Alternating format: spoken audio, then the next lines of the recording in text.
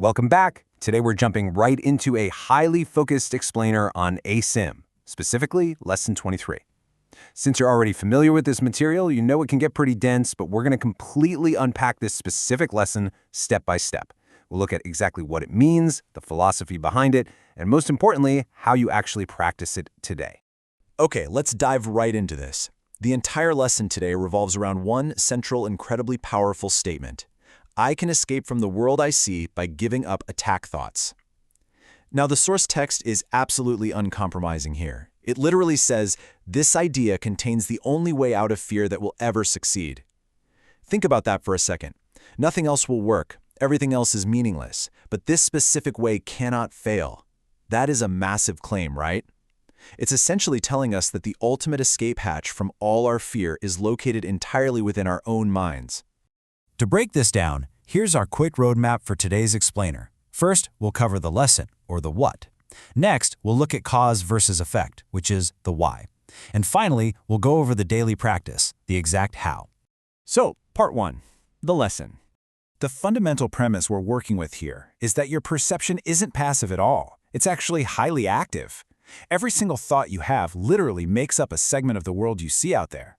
It helps to think of your internal attack thoughts as the cause, and the vengeful world you're seeing as the effect. The text points out something fascinating. It says there is absolutely no point in lamenting or trying to change the world itself. Why? Because the world is merely an effect. It's completely incapable of change on its own. So if your perception is going to shift, the real work is entirely about changing the cause, which means changing your thoughts. So the crucial point is, the text goes so far as to ask if what we're doing can even be called seeing. It suggests that this vengeful world we perceive, a world where everything seems to be a symbol of vengeance, is actually just a pictorial representation of our own internal attack thoughts. It calls this process a fantasy, or even more accurately, a hallucination. When you look out and see a hostile world, you are quite literally looking at your own hallucination. You are the image maker. You just might not realize it quite yet. Moving on to part 2, cause versus effect. Let's look at the why. Now, what's really interesting about this concept is that understanding this relationship is the absolute key to unlocking the whole lesson. The text asks a really profound question. Where is the world you see when its cause is gone? You see, you cannot be saved from the world, but you absolutely can escape from its cause. And in this framework, that is the very definition of salvation. If you change your thoughts, the effect changes automatically. Remove those attack thoughts, and the terrifying world they projected basically ceases to exist in your perception. And the good news? You aren't just left sitting in an empty void.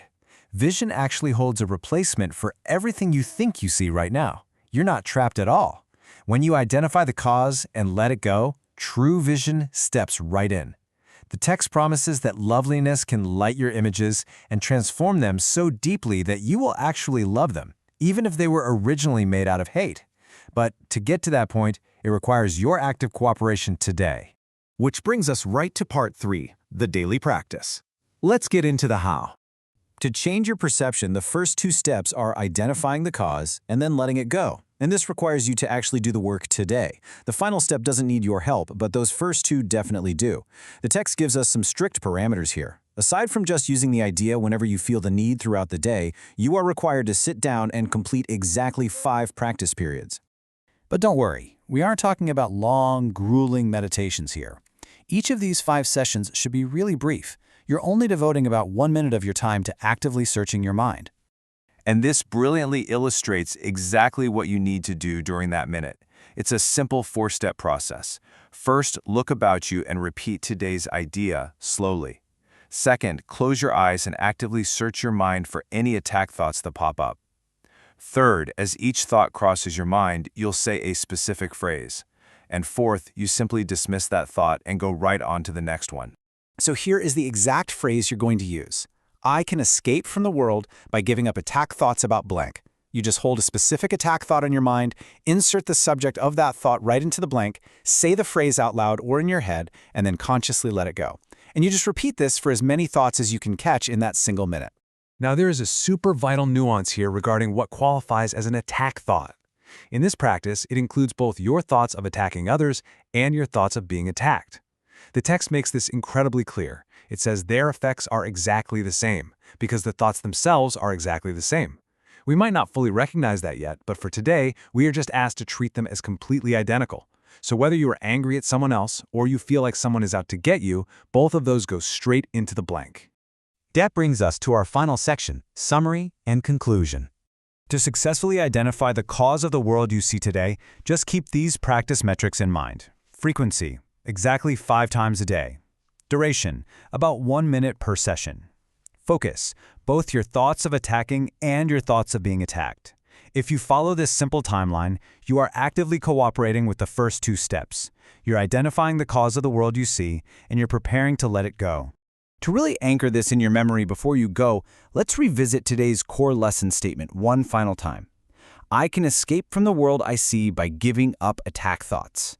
Remember, the text assures us, without a doubt, that this is the only way out of fear that will ever succeed. So, I'll leave you with this provocative question to ponder today. What will your world actually look like without these thoughts? Thank you so much for joining me for this explainer. If you found this breakdown helpful and you want more visually structured, focused explainers just like this, please make sure to hit that like button and subscribe to the channel. Until next time, keep observing those thoughts.